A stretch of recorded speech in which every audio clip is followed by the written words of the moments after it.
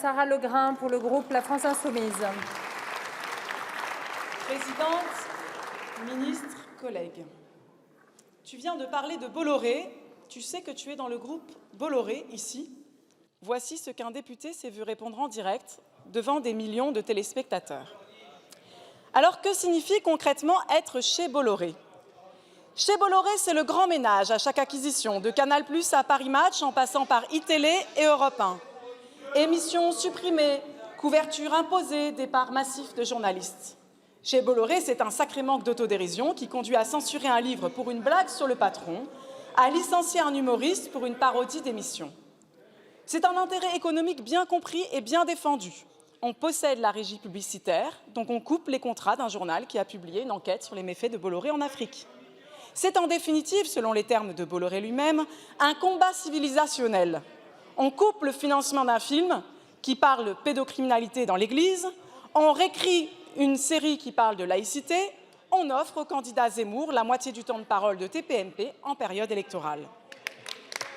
Mais n'oublions pas non plus les voisins de palier de Bolloré, car chez Bouygues, chez Niel, chez Drahi aussi, on utilise l'empire médiatique pour défendre des intérêts économiques et idéologiques.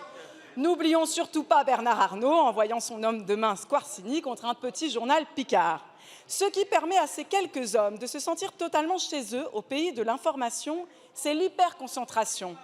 Ils sont 9, seulement 9, à détenir 90% de nos médias. Madame la Première ministre, vous avez le devoir de garantir le droit à l'information, l'un des piliers de la démocratie.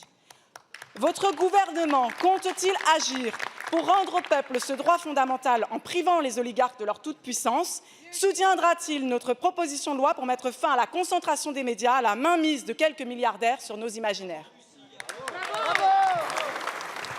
La parole est à Monsieur Olivier Véran, ministre délégué chargé du renouveau démocratique et porte-parole du gouvernement. Merci Madame la Présidente, Mesdames et Messieurs les députés, Madame la députée Legrain. L'objectif du gouvernement, il est très clair, c'est assurer une information libre, indépendante et pluraliste. Et notre méthode, c'est celle souhaitée par le Président de la République et la Première ministre, à savoir des états généraux de l'information. Vous avez déposé, effectivement, votre groupe a déposé une PPL qui est inscrite à l'ordre du jour du 24 novembre.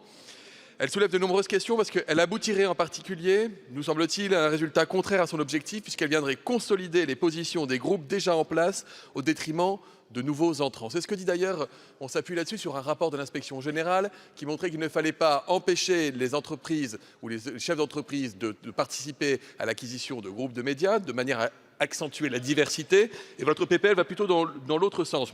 On est très intéressé par les travaux de la commission sénatoriale en la matière, la commission d'enquête. Je pense notamment au sénateur socialiste David Assouline qui en était le rapporteur et qui disait lui-même que la complexité du sujet interdit de dégager des solutions simples et univoques. Ce sujet donc du pluralisme, de l'absence de concentration dans les médias, il mérite une concertation, une réflexion approfondie. Croyez en la volonté du gouvernement de la faire aboutir. Je vous remercie, Monsieur le Ministre.